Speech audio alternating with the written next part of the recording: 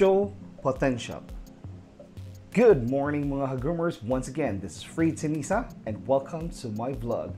So mga ka-groomers, before I continue, please don't forget to like and subscribe for more videos in the future, and also so that you will be updated on our latest videos in the future. Again mga ka-groomers, our content for today, this is in regards on how I select or we select a show potential grade goldfish. So I have here two examples of goldfish that I'm gonna show you, the Rancho and the Oranda.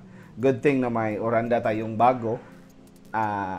bagong groom, pero mga small pa to mga groomers ha.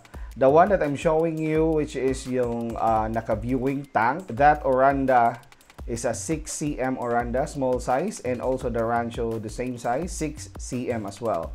Yung nasa mga tank, mga ka-groomers na Rancho, those are the large or jumbo Ranchos na ata yun. Those are show grades na. Ready to show na mga groomers, almost there. For me, it's almost there na pwede na isabak sa show na mga for large categories. And the Orandas, the 4 Orandas that I'm gonna show you, and the main tank, those are 6 to 7 cm sizes lang. So I'm just gonna give you a heads up na medyo hindi pa ganun kalaki. So para naman aware kayo. So again mga groomers, regarding on our content, since a lot of co-hobbyists or groomers who send me a message na nagpapag-grade ng kanilang mga isda. So that's why I created this video para may guide sila ba on how I select as a seller, groomer, and also on my behalf or in behalf of John Ray Sutin. So siya yung nagkakal nito eh. So kaniyang breeding to, kaniyang line to. Again, shout out to Bulling It Line. For me, the #1 breeder in the Philippines.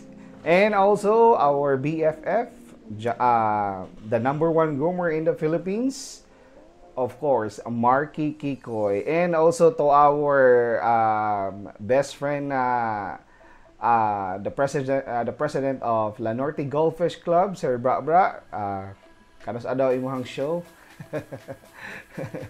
And also mga ka-groomers, speaking of show, I just want to invite everyone in advance our 3rd National Actual Goldfish Show, the Pride of Aurora, this coming November 10, 11, and 12.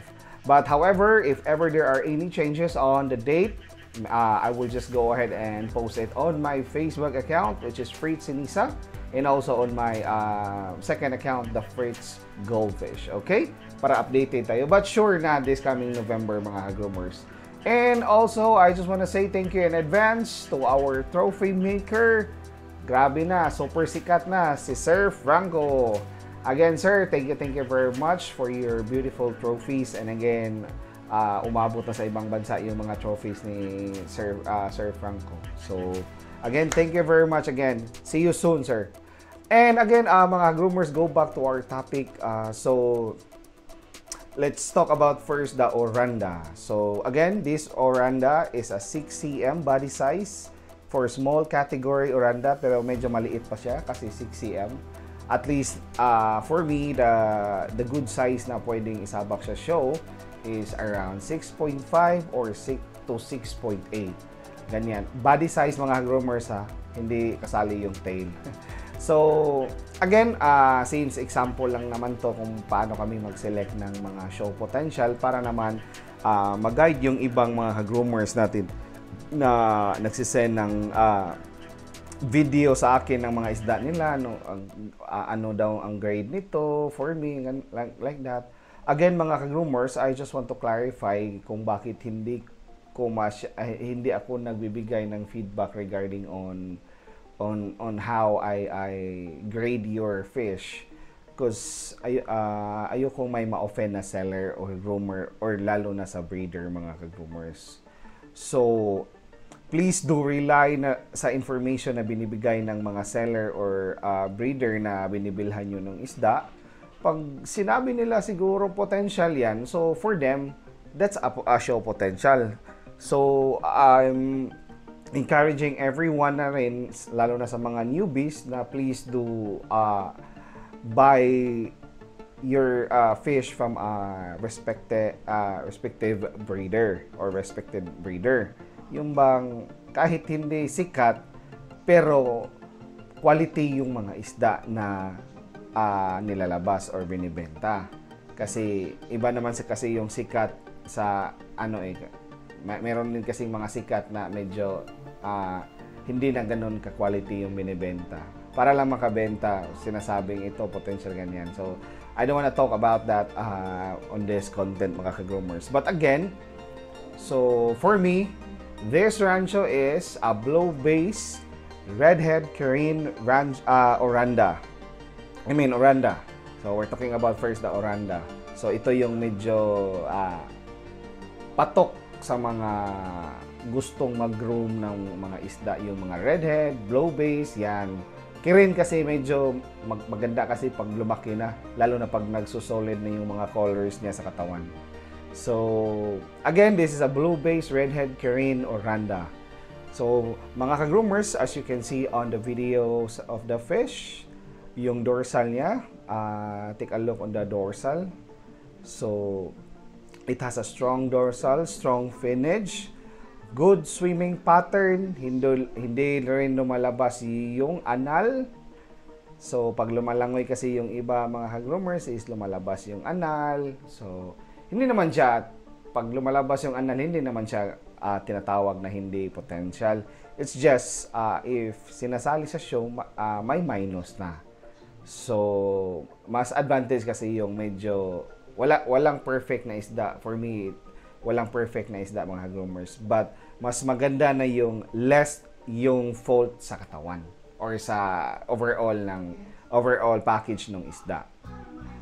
And also, as you can see on the tail, so, maganda rin yung hindi siya sobrang dikit sa katawan or dikit sa body yung tail tube niya. Correct me if I'm wrong, the tail tube. So, pag sobrang dikit kasi or sa katawan, wala na siyang space ba? Medyo iba kasi yung langoy niya mga groomers pag ganyan.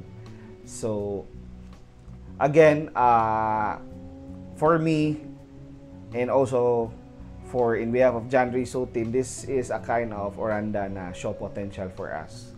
Show potential kasi need pa siyang i-groom kasi small size pa siya. Pero visible na at makikita mo talaga na maganda yung isda. Depende na lang sa groomer. Okay? So let's go on to the rancho. Okay. So for our rancho, ito yung bagong breed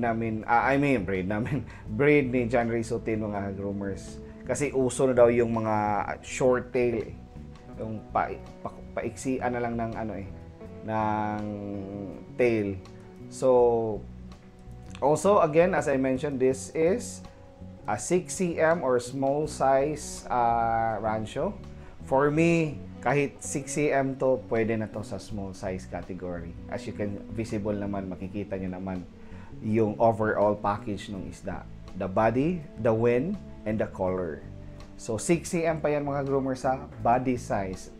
So again, depende talaga sa pag-groom ng isda. And also, considering kahit gaano ka pa ka-expert or kagaling mag-groom, then yung isda na ginugroom mo is medyo low quality, medyo sayang lang yung effort mo mga ka-groomers. So, again, hindi yan magaling nga mag-groom kahit anong isda kayang pagandahin. No. For me, it's a no. It should be first is yung sa genes ng isda. Kung gaano ba kaganda or gaano ba ka-solid yung parents ng isda.